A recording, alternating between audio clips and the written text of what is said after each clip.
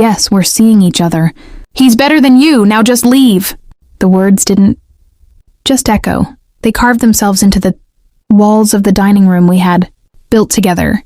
The plates were still warm, the food untouched. My fork hovered mid-air as if even gravity had paused to listen. I remember the sound of the ceiling, fan more than her voice after that, slow, rhythmic, indifferent. Across the table she stood, breathing hard, defiant, almost relieved.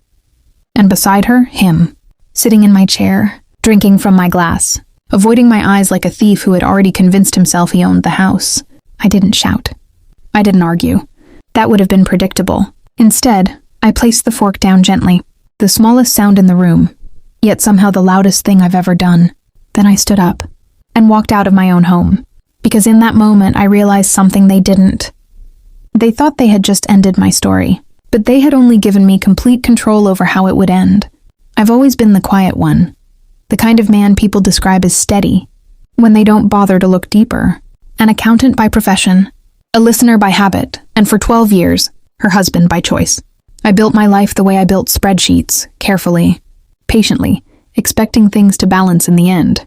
She was different, loud where I was reserved, impulsive where I calculated. That contrast used to feel like energy. Over time, it became distance. I noticed the shift long before that dinner. The late replies, the way her laughter started happening outside the house instead of inside it. The subtle comparisons, how other men were more driven, more exciting. I didn't argue. I adjusted, worked longer hours, paid off the mortgage early, made sure every bill, every comfort, every detail of our life ran without friction. And in doing so, I became invisible. Not weak, just unacknowledged. People underestimate silence. They mistake it for absence, for lack of awareness. They assume the man who doesn't react doesn't notice. But I noticed everything. Every message she tried to hide. Every lie she told too quickly. Every moment she believed I wouldn't connect the pieces. And I let her believe that. It didn't happen all at once. Betrayal rarely does. It grows in the quiet.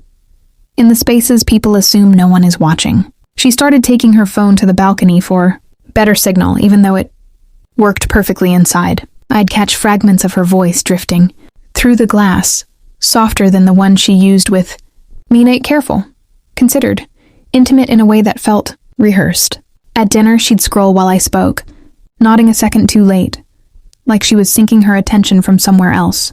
Once I asked her about her day, and she smiled faintly before saying, "You wouldn't really get it."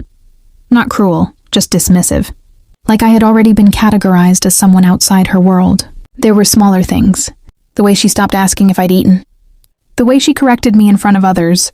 Lightly, almost playfully, but always with that subtle edge that invited agreement from the room. I'd see the quick glances exchanged, the unspoken judgment forming. And then there was his name. It slipped out casually at first. A colleague, a project partner. Someone sharp, she said, with a tone I hadn't heard directed at me in years.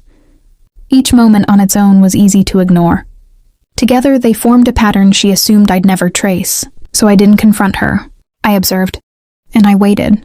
The turning point didn't come with a shout. It came with a receipt. 2 days after that dinner, I returned home while she was out. Not to argue, there was nothing left to argue about but to collect a few documents I'd left in my study. The house felt different, not emptier, just rearranged in ways that didn't include me anymore. On the kitchen counter, tucked beneath a fruit bowl, was a printed reservation. A boutique hotel across the city. 2 names. Hers and his. The date wasn't from before the dinner. It was for next week. I stood there longer than I expected, reading it once, then again. Not because I didn't understand, but because I did. Completely. That was the moment something settled inside me. Not anger, not even hurt, just clarity. She hadn't lost control in that outburst. That dinner wasn't a mistake. It was a transition. She had already moved on, emotionally, physically, deliberately, and assumed I would react exactly the way she needed me to. Loud, broken, predictable. That's when I understood my position in her version of events. And more importantly, I understood my advantage. I folded the receipt neatly, placed it back exactly where it was, and walked out again, this time with purpose. Because now I wasn't reacting anymore. I was planning. I didn't rush. That would have been the first mistake. Numbers had always been my language, and in moments like this, they gave me distance. I started with what I understood best. Assets, liabilities, patterns. Every account we shared, every property document, every recurring payment. Not to hide anything, just to see clearly what was mine, what was ours, and what she assumed would remain unquestioned. Years of being predictable had given me something valuable. Complete trust in handling everything practical. Bills, taxes, legal filings, she never looked twice. So I reviewed everything quietly, line by line, the way I always had. Only this time I wasn't maintaining our life. I was separating it. I consulted a lawyer under the simplest pretense, just exploring options. No urgency, no emotion. He walked me through timelines, documentation, and the importance of evidence that didn't rely on confrontation. Clean, verifiable, final. Then I organized it all. Copies stored outside the house. Records timestamped. Communication archived, not edited. Not dramatized, just preserved exactly as it was. I didn't need to expose her publicly. I didn't need to win an argument. I just needed to make sure that when everything shifted, it would do so on terms she never saw coming, and when it did, there would be nothing she could say to undo it. The day unfolded exactly as scheduled. Hers, not mine. She left in the afternoon, dressed with a care she hadn't shown in years. No explanation, just a casual, "I'll be late," I nodded. The same way I always had, predictable. An hour later I began. The lawyer filed everything at once. Documents prepared, evidence attached, timelines clean and indisputable. By evening, notices were already in motion. Accounts restructured, accesses adjusted, not hidden or erased, just aligned with what was legally and undeniably mine. I didn't touch anything out of spite. I only removed what I had built. Then I packed a single bag and left the house for the last time, locking the door with the same quiet finality I'd used to walk out days before. That night, while she sat in a hotel room believing she was stepping into a better life, her phone lit up instead, with messages she hadn't expected. Legal notifications, account alerts, questions from people who suddenly needed answers she didn't have. I didn't call. I didn't text.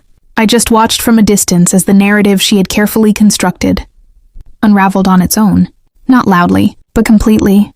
The reactions came in waves, quiet at first, then impossible to ignore. Her call started that same night. Not angry. Not at first. Confused. Controlled. Left messages as if this were a misunderstanding. I would eventually correct. When I didn't respond, the tone shifted. Urgency crept in. Then frustration. By the third day, it wasn't about us anymore. It was about what she had lost. Friends reached out carefully, like people stepping onto thin ice. Some had already heard her version. Others had seen the documents. The truth didn't need defending. It was structured, time-stamped, undeniable. And in that clarity, something subtle happened. Sympathy didn't land where she expected it to. At work, I remained exactly the same, steady, present, the kind of consistency people only notice when everything else becomes unpredictable. Reputation isn't built in moments like these. It's revealed by them. She, on the other hand, had to explain gaps, decisions, contradictions. And that's the part people underestimate. This wasn't about revenge in the way most imagine it. No shouting, no spectacle. Just consequences arriving without interference. Because when everything is stripped down to truth, people don't just lose relationships. They lose the version of themselves they thought others believed in. And that loss is harder to recover from. In the weeks that followed, life didn't transform overnight. It steadied. I moved into a smaller place, the kind that didn't echo with memories. Mornings became quieter, but not empty. There's a difference. I started noticing things I hadn't in years. The rhythm of my own routine. The absence of tension I had mistaken for normal. Peace, I realized, isn't loud. It doesn't demand attention. It simply stays when everything else leaves. She stopped calling eventually. Not because she understood, but because there was nothing left to reach. Whatever she had expected from me, anger, collapse, negotiation, I had given her none of it. And without that reaction, there was no story left for her to control. As for me, I didn't feel victorious, just resolved. I had spent years being the stable foundation for something that no longer existed. Letting go of that wasn't loss, it was correction. A quiet return to balance. The future isn't something I'm rushing toward anymore. It's something I'm building again, deliberately, without noise, without illusion. Because I learned something in all of this. Closure doesn't come from what you say in the end. It comes from what you no longer need to say at all.